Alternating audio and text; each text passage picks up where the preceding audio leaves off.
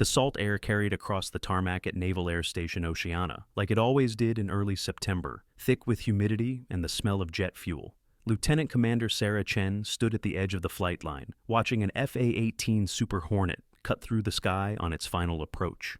The roar of its engines made her chest vibrate, a feeling she'd grown to love during her years as a naval aviator. But today, she wasn't here to fly. She adjusted the unfamiliar weight of her new uniform. The olive green flight suit felt wrong after nearly a decade in navy blue. The patch on her shoulder read, "Top Gun," in bold letters, but it might as well have been written in a foreign language for all the belonging it offered her. She'd been reassigned 3 weeks ago to the Naval Fighter Weapons School as an instructor, pulled from her squadron in the middle of a deployment cycle. The orders had been vague, the reasoning unclear, but orders were orders. Sarah had learned early in her career that the Navy didn't always explain itself. You adapted, you executed, you excelled. That's what her father had taught her before he died, before she'd made it her mission to finish what he'd started. Commander James Chen had been a naval aviator too, lost over the Persian Gulf when Sarah was 16. She'd joined the academy to understand him, to walk in the footsteps he'd left behind. Flying had become her way of keeping him alive. But standing here now, watching younger pilots taxi their aircraft with the easy confidence of those who'd never questioned their place, she felt like an imposter. Top Gun had always been a boys' club, even if they'd never say it out loud. The numbers spoke for themselves. In the school's 50-year history, fewer than 30 female aviators had graduated from the program. Sarah would be only the 4th woman to serve as an instructor. The maintenance chief approached her, a weathered man in his 50s with salt and pepper hair and the kind of face that had seen too many deployments to count. "Commander Chen, I'm Master Chief Hendricks. Welcome to Fallon." "Oceana," she corrected gently. Right, Oceana." He smiled, but it didn't reach his eyes. "Commander Rourke wants to see you in his office. Building 7, 2nd floor. Can't miss it." Sarah nodded, shouldering her bag. Building 7 sat at the far end of the complex, a utilitarian structure that looked like every other naval facility she'd ever seen. Beige walls, fluorescent lighting, the faint smell of old coffee and floor wax. She climbed the stairs, her boots echoing in the empty stairwell. Commander Michael Rourke's office door was open. He sat behind his desk, reviewing a stack of papers, his broad shoulders hunched forward in concentration. He was younger than she'd expected, maybe 40, with the kind of sharp features and cold blue eyes that suggested he'd never met a challenge he couldn't dominate. His uniform was immaculate, his ribbons impressive. 2 air medals, a Navy Cross. He'd seen real combat, the kind that made men legends or ghosts. "Commander Rourke?" Sarah stood in the doorway, waiting. He looked up, and for a moment, something flickered across his face. Surprise, maybe, or disappointment. He set down his pen and leaned back in his chair. "You must be Chen." "Yes, sir." "Come in. Close the door." She did, moving to stand at attention in front of his desk. The office was sparse, decorated only with a few photographs of aircraft and a model of an F-14 Tomcat on the credenza. No family pictures, no personal touches, just the tools of war. Rourke studied her for a long moment, his gaze moving from her face to her uniform and back again. Then he did something that made her blood run cold. He laughed. Not a loud laugh, but a soft, dismissive chuckle that suggested he'd just heard a joke he didn't find particularly funny. "Is something amusing, sir?" Sarah kept her voice steady. "Your uniform?" He gestured vaguely at her flight suit. "You do realize this is Top Gun, right? Not some diversity photo shoot for the recruiting command." The words landed like a punch. Sarah had heard variations of this her entire career. In flight school, when instructors questioned whether she had the upper body strength to handle the stick during high-G maneuvers. On her first carrier deployment, when senior officers asked if she was sure she wanted to be away from her family, assuming she had children waiting at home. After her 3rd confirmed kill over hostile territory, when a reporter asked if her success was due to her smaller size making her a harder target. But she'd never heard it quite like this. Not from a commanding officer. Not on her first day. "I'm here because I'm qualified, sir," she said quietly. "I graduated top of my class from Top Gun 7 years ago. I've logged over 2,000 flight hours, including 800 in combat zones. I've led strike packages into contested airspace and brought every member of my flight home. My record speaks for itself." Rourke stood, moving around his desk to face her. He was taller than her by nearly a foot, and he used the height difference deliberately, invading her space in a way that was meant to intimidate. Your record says you're a competent pilot. It doesn't say anything about whether you can teach the next generation of warriors. This school isn't about flying pretty patterns in the sky. It's about producing killers. Men who can look death in the eye and not blink. And women, Sarah said. Excuse me? Men and women, sir. The mission is to produce warriors. Gender isn't a variable in that equation. Rourke's jaw tightened. You think you can come in here and lecture me about the mission? I've been flying combat missions since you were playing with dolls. I was building model aircraft when I was 8, sir. F-4 Phantoms mostly, my father's aircraft. Something shifted in Rourke's expression, a crack in the armor. Your father? Commander James Chen. He was killed in action in 1998, shot down over the Gulf while providing close air support to a SEAL team under fire. He stayed on station even after he took a hit, made sure the team got out. They gave him the Navy Cross posthumously. She paused. The same medal you're wearing. The room went silent. Outside, another jet screamed into the sky, the sound muffled by the thick walls. Rourke moved back to his desk, but he didn't sit. He stood there, hands braced on the wood, looking down at nothing in particular. I didn't know, he said finally. Why would you? It's not in my service jacket. I don't use it as a credential. Sarah relaxed slightly, though she kept her guard up. I'm not here to prove anything about gender politics, Commander. I'm here to train pilots. That's all I've ever wanted to do. Rourke looked up at her, and for the first time, she saw something other than dismissal in his eyes. Calculation, maybe, or reassessment. You'll be teaching ACM tactics to the advanced class, air combat maneuvering. These are pilots who've already proven themselves in the fleet. They're not going to go easy on you just because... Because I'm a woman? Sarah finished. Good. I wouldn't want them to. He almost smiled. Almost. Briefing room, 0800 tomorrow. Don't be late. I'm never late, sir. Sarah left the office feeling like she'd just survived her first engagement. The hallway was empty, the afternoon sun slanting through the windows in long golden bars. She made her way down the stairs and out into the heat, where the sound of jet engines and the smell of the ocean reminded her why she was here. She'd deal with Commander Rourke. She'd dealt with men like him before. The only difference was that this time, she'd be in a position to prove him wrong every single day. What Sarah didn't know yet was that Michael Rourke had his own demons, his own reasons for the walls he'd built. He'd lost his entire flight during a mission over Syria 3 years ago, a catastrophic failure of intelligence that sent 4 good men into an ambush they never saw coming. He'd been the only one to make it home. The Navy Cross around his neck wasn't a badge of honor. It was a weight he carried every waking moment, a reminder that he'd survived when better men hadn't. He'd requested the teaching assignment to get away from the flight line, from the memories that haunted every takeoff. But standing in front of students, looking at their young faces full of confidence and ambition, only made it worse. They didn't know what war really cost. They thought they were invincible, and now they were sending him a woman to help train them. Another pilot who'd have to be watched, protected, accommodated. Another variable in an equation that had already proven too complex for him to solve. But he'd seen something in Chen's eyes when she talked about her father. Recognition. The same hollow ache he carried. She wasn't here for glory or to make a statement. She was here because flying was all she had left of someone she'd loved. He understood that in a way he wished he didn't. The next morning, Sarah arrived at the briefing room at 0730, 30 minutes early. The space was larger than she'd expected, with tiered seating that faced a massive projection screen.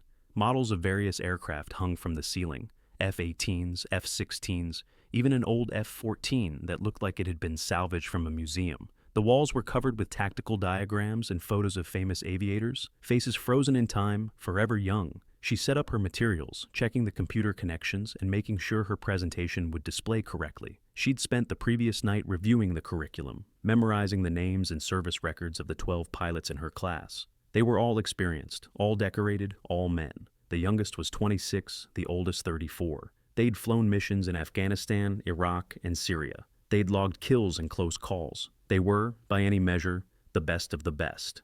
The door opened at 0745. The pilots filed in one by one, their flight suits crisp, their attitudes casual. They talked among themselves, laughing about something that had happened at the officers' club the night before.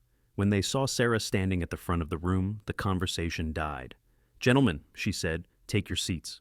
They did slowly, their faces carefully neutral. She could feel their assessment, the way they were measuring her, looking for weaknesses. It was the same look she'd gotten 1,000 times before. She was used to it.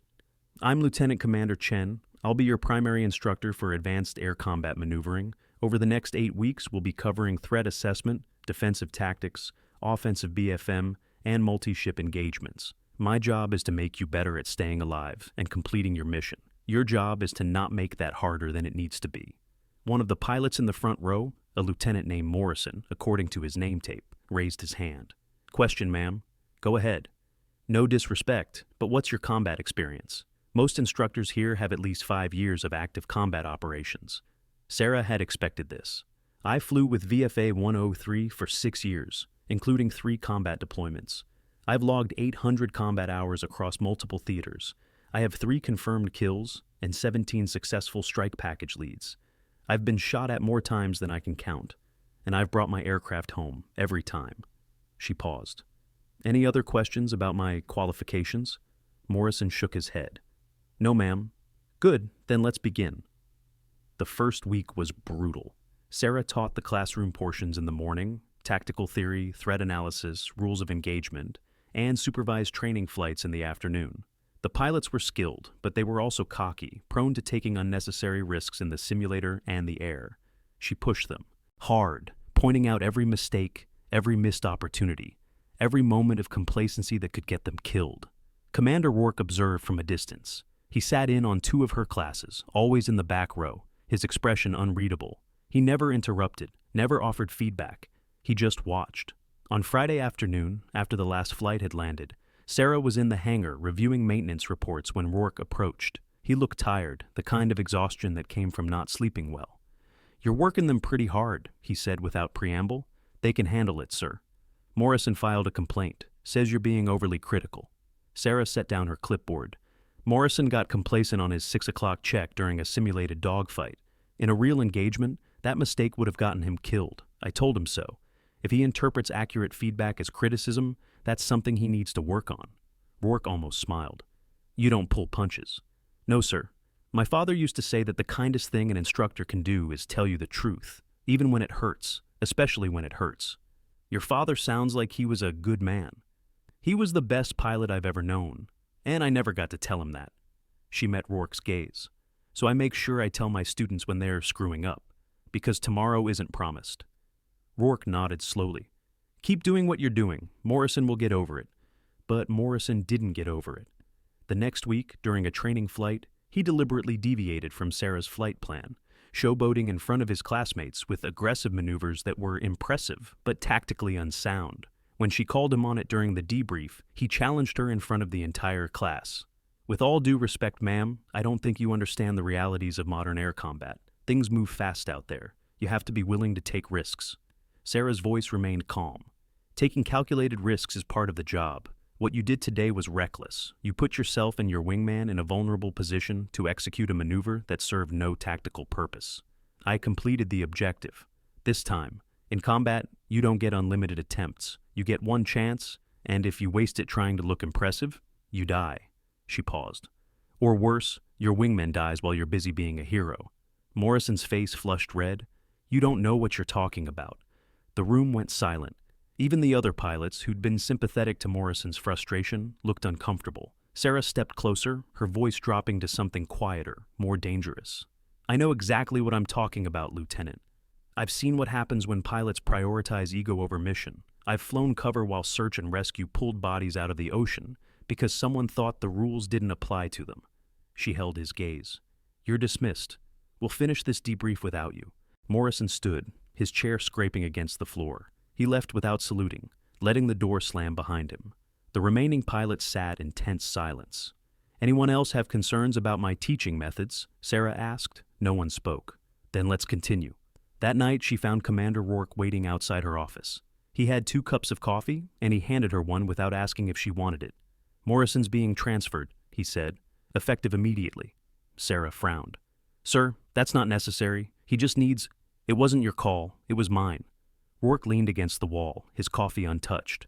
I reviewed the flight data from today. You were right about everything you said. But more than that, I saw how the other pilots reacted. They respect you. Even when they don't like what you're saying, they know you're right.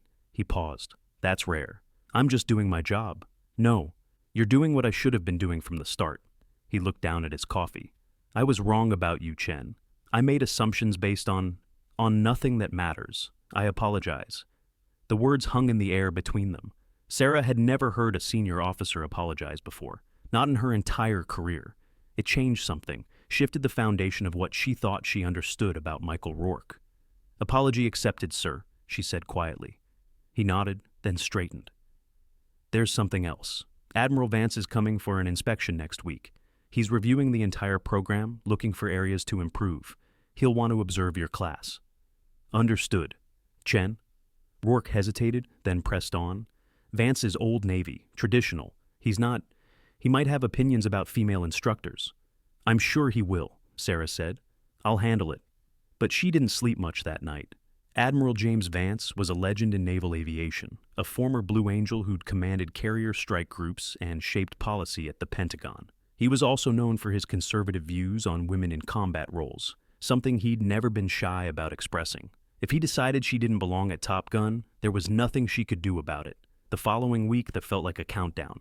Sarah threw herself into teaching, making sure every class was flawless, every flight perfectly planned and executed. Her students responded, their performance improving with each session. Even the skeptics began to trust her judgment.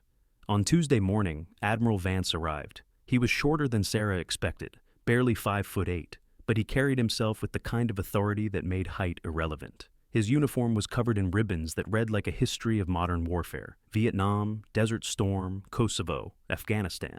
His hair was pure white, his face deeply lined. He looked like a man who'd earned every wrinkle through hard decisions and harder consequences.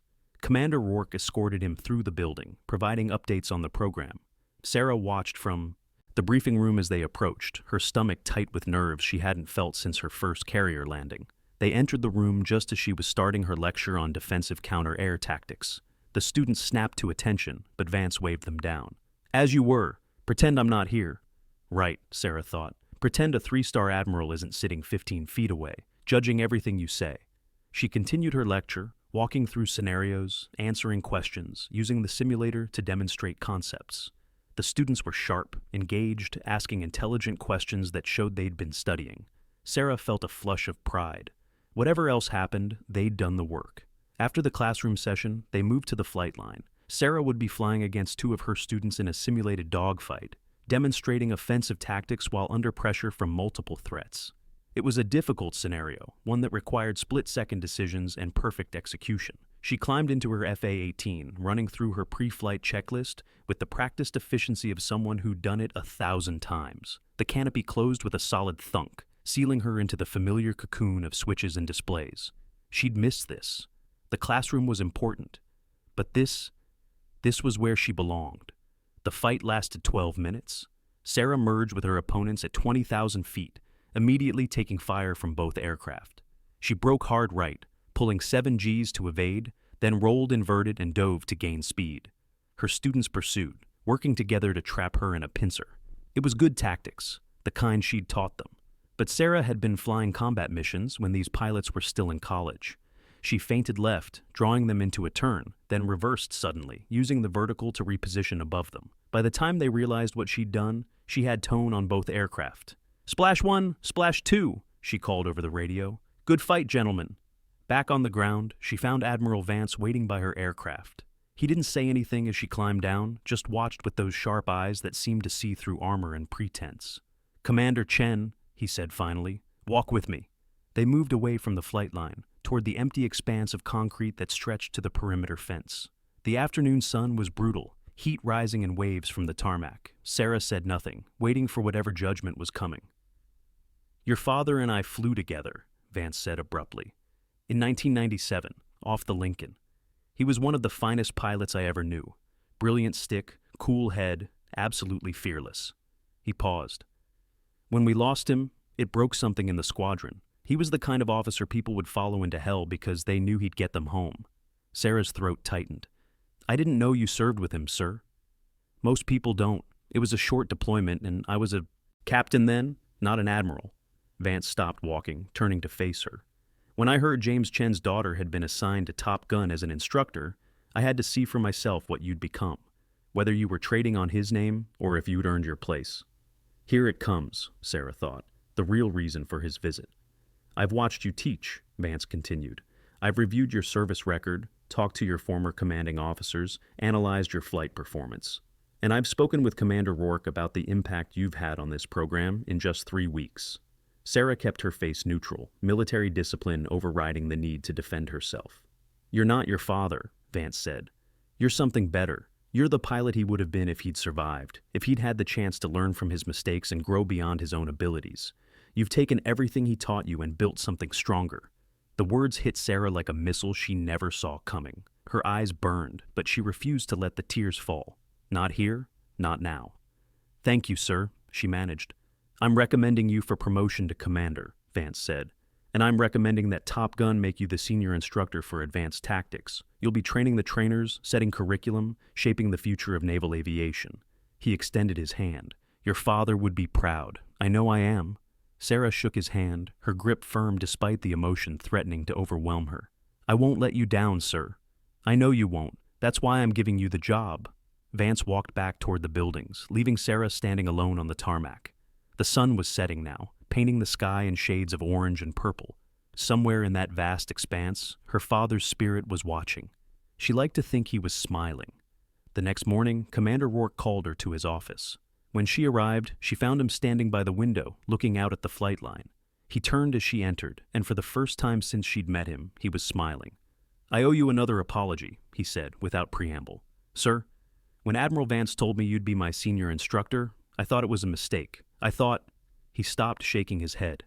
It doesn't matter what I thought. I was wrong. You're the best instructor I've seen in 15 years of doing this job. And more than that, you're helping me remember why I started flying in the first place. Sarah stepped forward. Permission to speak freely, sir? Granted. You're a good officer, Commander. You've been through hell, and you're still standing. That takes courage. But it also takes courage to trust again, to believe that not every mission ends in catastrophe. She met his gaze. Your students need to see you fly, not just observe. They need to know that even after you've lost everything, you can still find your way home. Rourke's jaw tightened. For a moment, she thought she'd overstepped. Then he nodded slowly. You're right. I've been hiding behind this desk, pretending that teaching from the ground is enough. But it's not. It's never been enough. Then fly with me, Sarah said. Tomorrow. Let's show these pilots what real air combat looks like. He laughed, a genuine sound that transformed his face. You're on, Commander, but I should warn you, I don't lose gracefully. Neither do I, sir. The next day, Sarah and Rourke went up together, flying against 4 of the best students in the program. It was a masterclass in aerial combat, 2 experienced pilots working in perfect synchronization, anticipating each other's moves, covering gaps, exploiting weaknesses. The students fought hard, but they never stood a chance. Watching from the ground, Admiral Vance smiled. This was what he'd hoped to find. Not just excellent pilots, but leaders who understood that courage wasn't about never being afraid. It was about flying anyway, about trusting your training and your instincts and the person on your wing. In the weeks that followed, Sarah Chen became exactly what Top Gun needed. She pushed her students to be better, to think harder, to never settle for good enough. She taught them that real warriors weren't the ones who never felt fear. They were the ones who felt it and flew anyway. And she did it all while honoring the memory of a father she'd never stopped trying to make proud. Commander Rourke flew again, rediscovering the joy that had brought him to aviation in the first place. The ghosts didn't leave, ghosts never do, but they became quieter, less insistent. He learned to carry them without letting them crush him. And sometimes, late at night, when Sarah was alone in her office reviewing flight plans, she'd pull out the photograph she kept in her desk drawer, her father in his flight suit, standing in front of his F-4, grinning at the camera with the same smile she saw in the mirror every morning. She'd trace the outline of his face with one finger, whispering the words she'd never gotten to say. I did it, Dad. I'm finally home. The sky above Naval Air Station Oceana stretched infinite and blue, the same sky her father had flown through, the same sky that would carry countless other pilots into battle, and, with luck, home again. Sarah Chen had found her place in that endless expanse, not because she'd proven herself to men like Rourke or earned the approval of legends like Vance.